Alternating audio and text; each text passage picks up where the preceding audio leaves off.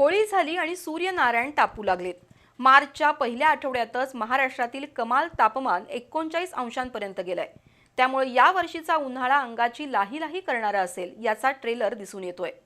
आज सांताक्रूजमध्ये कमाल तापमान 38 अंश होतं, तर विदर्भात अकोला आणि जळगाव इथं तापमानानं 39 अंशांचा आकडा गाठला।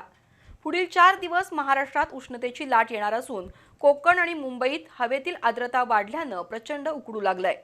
या वर्षीचा उन्हाळा गेल्या 10 वर्षातील उच्चांक गाठेल असा अंदाज आहे। प्रत्येक वर्षी उन्हाळ्याची तीव्रता वाढत चालली आहे।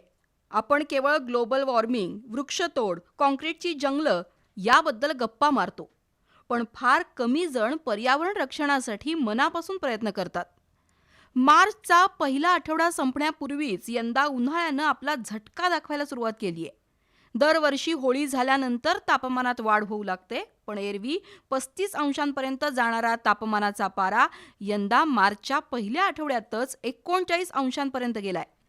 बुधवारी मुंबईतील सांताक्रूज इथलं कमाल तापमान 38.7 अंश सेल्सिअस इतकं होतं, तर विदर्भात अकोल्यामध्ये पारा 39 अंशांवर गेला।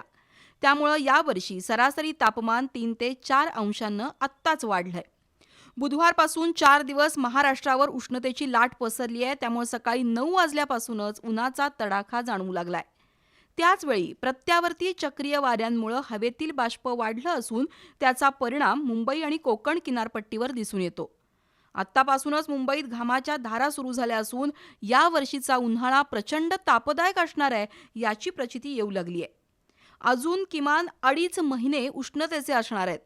परिणामी यावर्षीचा उन्हाळा नवे उच्चांक गाठण्याची भीती आहे।